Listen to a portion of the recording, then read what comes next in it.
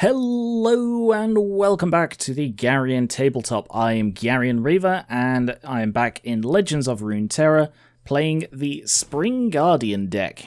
This is a Poppy Soraka deck and is the first deck I've managed to play. I found the code for this online. It's the first deck I've played that actually uses Poppy well and makes her more than just a character who is there, makes her the actual focal part of the deck, which is fantastic.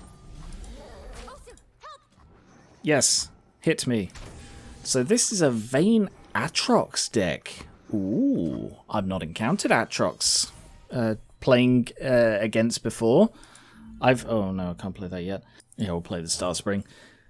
Anyway, yes, this deck is focused around Poppy and healing and formidable stuff, and it all meshes really well, but the main focus is the Star Spring, which, if you're unfamiliar, once it is seen 22 health of healing, you win. Just straight up, you win. So it's really, really useful in combination with several other things in this. Alright, I'm going to take a hit, but... Oh no, I made a slight mistake there. Now I'm going to take a bigger hit. Still... Oh no, I didn't notice he had Challenger. Okay, I'm already messing up. Why does he have Challenger? Oh, I see, because the Laurent Jewelers thing. Yeah, alright. Slightly messed up there then. Normally, this deck is really good at essentially having none of you guys die. It's got enough little counters like Chain Vest and Winds of War that you can just keep everyone alive. Hopefully I haven't scuppered myself there. I don't actually particularly like equipment and equipment-based based decks. Right, don't have Challenger there. Oh. That's okay. It's better to kill off the powerful thing, even though it's partially powerful from the equipment, which he's just going to put on somebody else.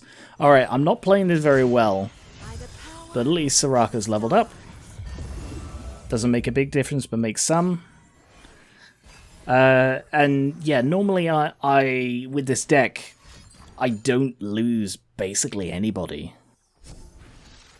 Yeah, no Challenger on their side at the moment, but if they play that on basically anyone, Poppy won't be useful on defense. No, I think it's still worth it to get her out there.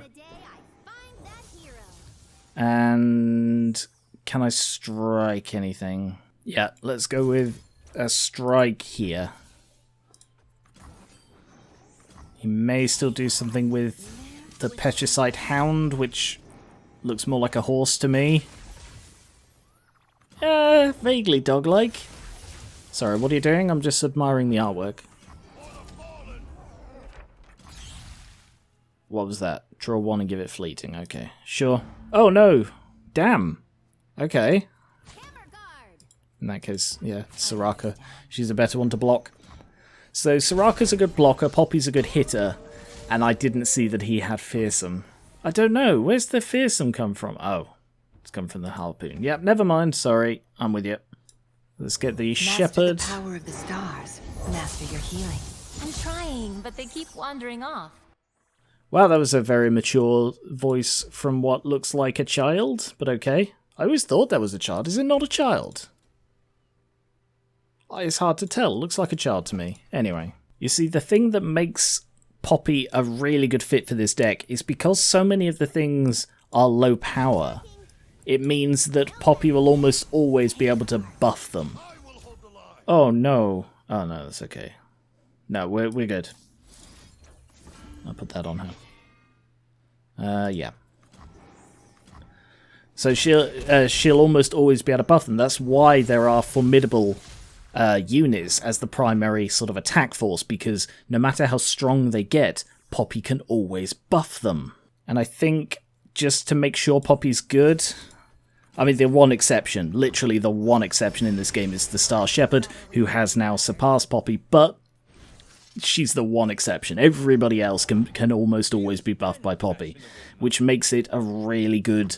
Like, you don't need the buff in order to level her up. She just needs to attack with people, but it makes it a lot more efficient, a lot more synergistic. How are we doing on this? 12. And especially if I do stuff like this. What spells have you played? Don't know ballistas count. I don't know if ballistas count. What spells have you played that aren't ballistas? That not ballistas, equipment. Ah, Dauntless. Yeah, I think that's the only one. Alright, not worth it. But I will get a second one of these. Just because it adds a little bit extra healing. Oh no. Oh well. That's okay. Yeah. So that's a bit of a shame, but this deck isn't built around attacking power. Like, because there is absolutely no overwhelm in this deck, the only form of attacking power that is at all important is the ability to just stop them from having anything that can overwhelm you. So as you can see, his field is completely empty.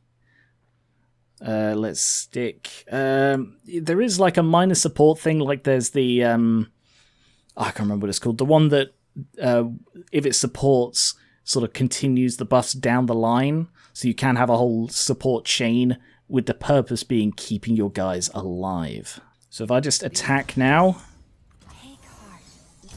it's mostly for the healing, because you almost want them to hit you back so that you can get to this Star Spring victory quicker. I don't really have anything, I'll just play another Star Spring. Why not? And the support as well. Just stick that on. Soraka. I mean, I probably could have won if I played that, but no, I think I'm fine. Just play the Traveller just cause. You don't really need all these Star Springs, I've just put them there because, you know, I'm sort of stomping this guy, so... Ooh, that's an interesting one. What a creepy looking card. Huh. Very nice. Noxus one. The strongest enemy and I strike each other. So that'll be Poppy. Okay. Fine by me. We'll just buff her just that smidge more just to make sure she's fine. Yep, still trying to buff up. That's not going to be enough. I mean, he won't die from Poppy, but... Actually, I'm going to get rid of one Star Spring. That was the right one? Yeah, that was the right one.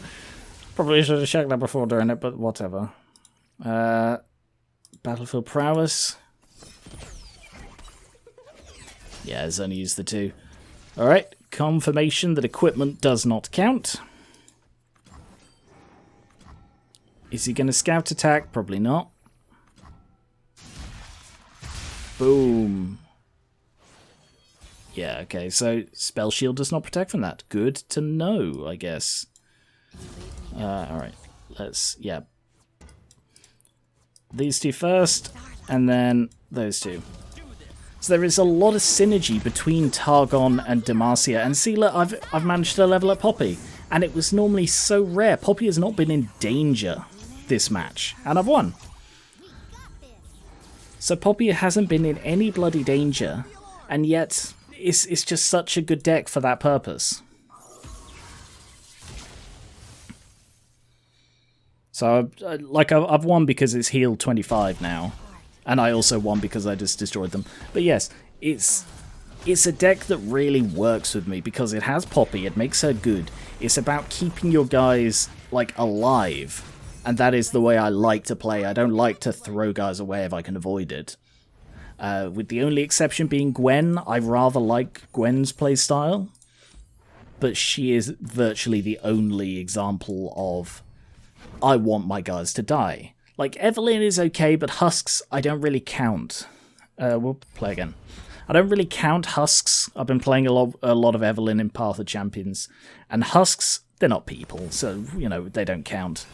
Whereas, like a Callista Thresh deck, they are people. Or ghosts, or whatever. There, the Mountain Sojourners, that's the one I meant before. Oh, probably should have swapped that one as well. Oh well. To Soraka. And by the way, I love this art. Look at how pretty it is. I mean, Lulu's a bit creepy, but Lulu's always a bit creepy. But just look at that art. That is so pretty. But yeah, there's nothing I can do here. I drew Poppy. The game appears to have... Oh, no. Disconnect. We good? We good, game? Yes, we're good, game. Carry on. Ooh, a 3-2 on the first turn. That's nasty. Especially when I've got nothing I can play for 2 more turns. This could be a problem. Yep, still nothing.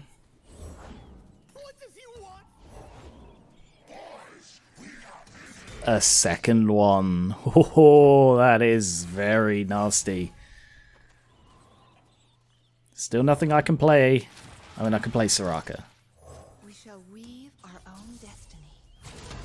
I guess block one of these guys. Better than So the keeping everybody alive strategy is one that I do enjoy. Well, it's not so much that I enjoy it, but I appreciate it. I'm glad that I don't have to sacrifice things, and... Ooh, am I in an okay position here? They'll block one of them with... I expect they'll block with the damaged Ravenous Butcher to block Poppy, and then I'll be able to protect her. Oh, of course she gets the 1-1. Of course she does, I completely forgot that. Nice. Okay, spider warning, and this is getting a little bit hairy. I think I will heal up. Not quite enough to level her up, sadly, but that's alright. And the champion's at the core of this deck. Like, you get some builds where the champion is just sort of there. Like, I find that about Tryndamere. He's the most isolated champion.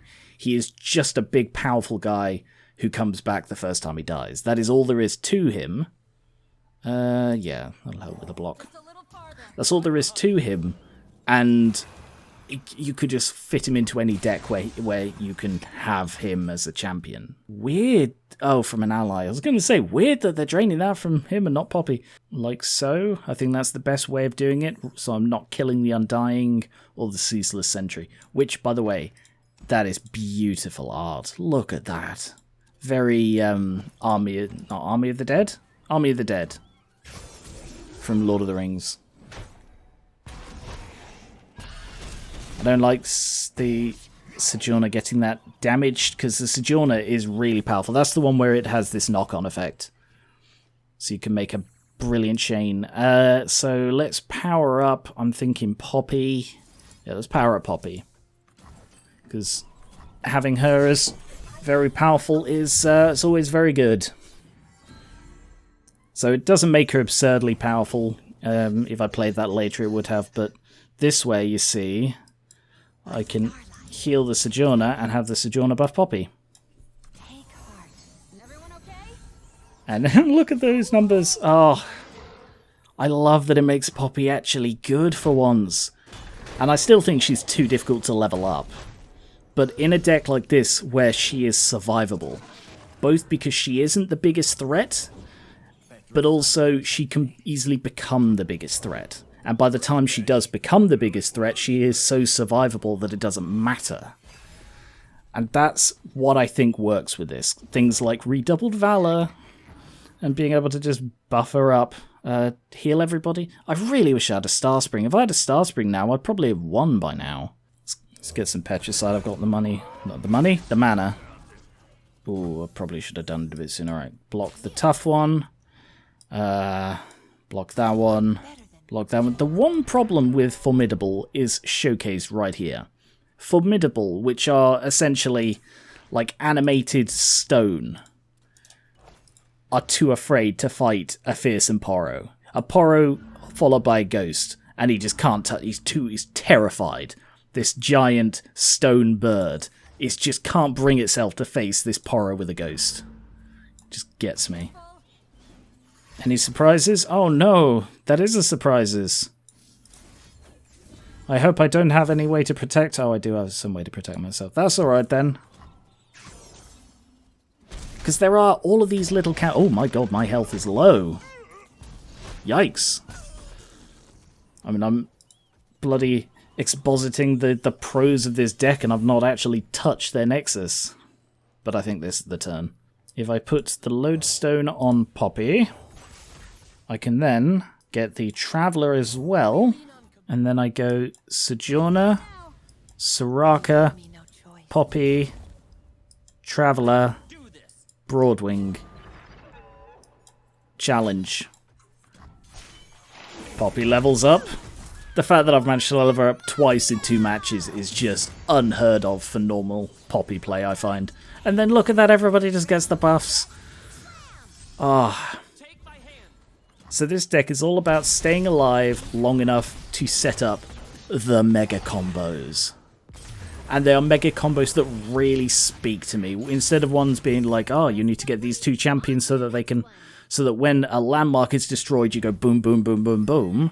Instead, it's like, just keep Poppy alive, and then your entire place just blows up in a good way. So this deck is predominantly a low-cost one. Like, it's very rare that you just get high-cost stuff. I did once have a game where I only drew, like, 5 and higher stuff in my starting hand. That was quite embarrassing.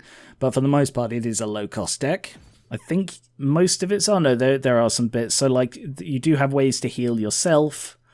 It is mostly about the supporting and buffing the health, because the health is such a big part of this. He's got the Drake for high health power, and the higher your health is, the more you can heal with stuff like Winds of War, or I guess Soraka's one isn't actually in this. With the Soraka's Wish, you can fully heal all damaged allies. So if you've got a load of guys with high health who are damaged, and the Star Spring, you can just heal all of them immediately. You could just go from 0 to 22 in a single turn if you had enough guys on your field. And among all of this defensive play, you do have the 2 sort of out of nowhere smashes of the Star Shepherd and the Mountain Drake. And they're probably the hardest hitters by default, whereas Poppy and the Sojourners, they take a bit of a walk up. I mean, theoretically, the Star Shepherd also does, but if you played that Soraka's Wish on a turn when you had the Star Shepherd at 0 and like 4 injured guys, it just jumps up to 8 in 1 turn. So I just really love this deck, because I like Soraka, I like Poppy, and they mesh so much better than I expected. And that is the Spring Guardian deck. Let me know if you want to see more of that, or if you want to see any of these decks. Ignore the 2 with the exclamation mark, they are for Gauntlet play. But let me know if you want to see any of these. Check out the other Runeterra videos I've done, and subscribe for more board games, card games like this, miniatures and TTRPGs, and I will catch you later.